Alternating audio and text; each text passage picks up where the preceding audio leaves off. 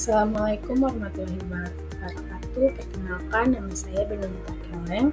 Saya dari Prodi D3 Keperawatan, Stikes Rumah Sakit Profesor Dr. J.A. Latumeten. Pada kesempatan ini, saya akan membahas tentang obat antibiotik, anti malaria, dan antimikroba resisten, serta contoh dan saat obatnya. Antibiotik. Antibiotik merupakan senyawa kimia yang digunakan untuk menghambat pertumbuhan atau membunuh bakteri penyebab infeksi. Antibiotik hanya efektif melawan infeksi bakteri dan tidak dapat digunakan untuk mengobati penyakit yang disebabkan oleh virus seperti flu atau pilek. Cara kerja antibiotik. Antibiotik bekerja dengan berbagai mekanisme untuk mengatasi bakteri patogen. Beberapa di antaranya adalah 1. Menghambat sintesis dinding sel bakteri. Contohnya adalah penisilin dan cefalosporin yang mencegah pembentukan dinding sel bakteri sehingga bakteri tidak dapat bertahan hidup. 2. Mengganggu sintesis protein bakteri. Antibiotik seperti tetraskilin dan eritromisin menghambat proses pembentukan protein dalam sel bakteri. Yang ketiga, mengganggu sintesis DNA atau RNA. Contohnya adalah quinolone dan rifampicin yang menghambat proses replikasi DNA atau transkripsi RNA, sehingga bakteri tidak dapat berkembang biak. 4. Mengganggu fungsi membran sel. Antibiotik seperti polymyxin merusak membran sel bakteri, menyebabkan kebocoran isi sel. Jenis-jenis antibiotik. Antibiotik dapat diklasifikasikan berdasarkan spektrum aktivitasnya. 1. Antibiotik spektrum sempit.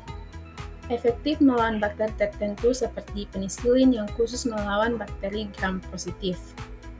2. Antibiotik spektrum luas. Efektif melawan berbagai jenis bakteri, baik gram positif maupun gram negatif. Contohnya adalah amoxicillin dan tetraskilin. Berikutnya, obat anti malaria. Anti malaria adalah kelompok obat yang digunakan untuk mencegah dan mengobati penyakit malaria.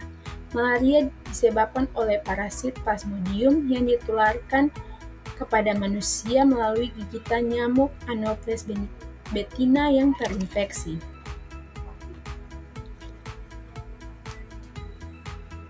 Cara kerja anti malaria yaitu 1.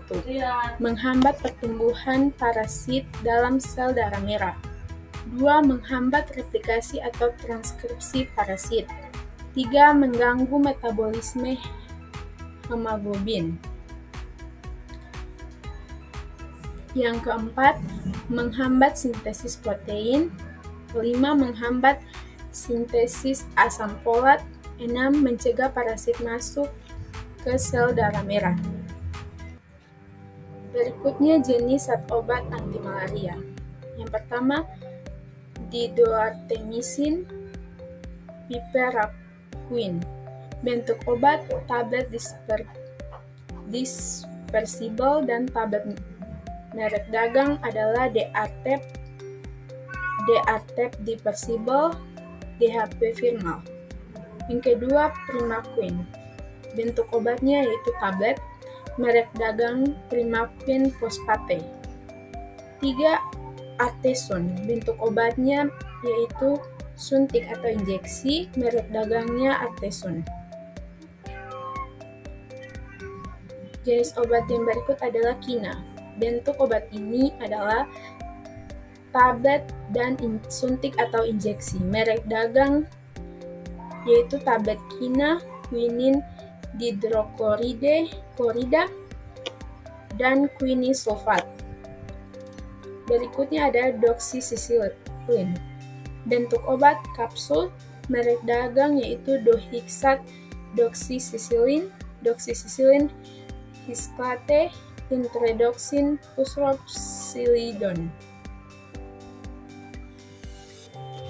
Selanjutnya AMR atau antimikrobial resisten. AMR secara umum dapat diartikan sebagai antimikrobial resisten atau resisten antimikroba. Ini adalah kondisi di mana mikroorganisme seperti bakteri, virus, jamur, dan parasit menjadi kebal atau resisten terhadap obat antimikroba atau antibiotik, antivirus, antifungal, dan antiparasit yang sebelumnya efektif untuk mengobati atau mencegah infeksi yang disebabkan oleh mikroorganisme tersebut. Beberapa poin penting mengenai AMR yaitu bakteri. Resistensi bakteri terhadap antibiotik adalah contoh AMR yang paling sering dibahas dan paling menantang. Virus juga dapat mengembangkan resistensi terhadap antivirus, yang membuat infeksi virus lebih sulit diobati. Selanjutnya, parasit. Parasit juga dapat mengembangkan resistensi terhadap obat antiparasit yang dapat membuat infeksi parasit lebih sulit diobati. Selanjutnya, ancaman global. AMR adalah ancaman global bagi kesehatan masyarakat karena dapat menyebabkan infeksi yang lebih sulit diobati, lebih lama, dan lebih mahal untuk diobati. Penyebab AMR termasuk penggunaan antibiotik yang tidak tepat, tidak adanya sanitasi yang baik, dan kurangnya kesadaran publik tentang AMR.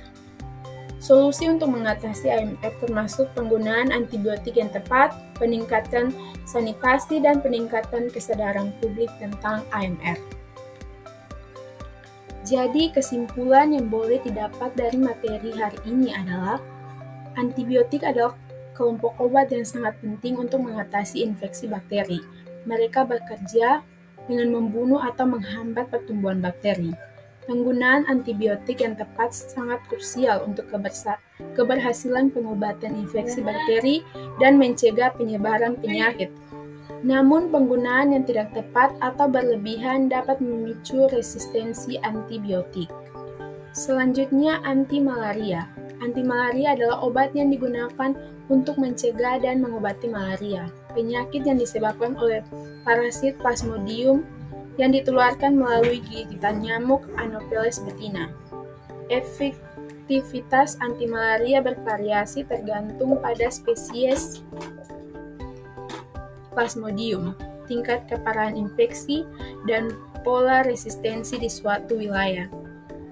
Kombinasi beberapa obat anti-malaria sering digunakan untuk meningkatkan efikasi dan mengatasi resistensi antimikroba atau AMR sering terjadi ketika mikroorganisme seperti bakteri, virus, jamur, dan parasit mengembangkan kemampuan untuk melawan efek obat antimikroba, termasuk antibiotik dan anti-malaria. AMR merupakan ancaman global yang serius bagi kesehatan masyarakat karena dapat menyebabkan infeksi yang lebih sulit diobati, meningkatkan risiko penyakit parah dan kematian, serta memperpanjang masa rawat inap dan biaya pengobatan. Penggunaan antimikroba yang bijak dan upaya pengendalian infeksi yang ketat sangat penting untuk mengatasi masalah AMR. Sekian pembahasan yang boleh saya sampaikan pada hari ini. Wabillahi taufik wa hidayah. Wassalamualaikum warahmatullahi wabarakatuh dan salam sejahtera bagi kita semua. Shalom.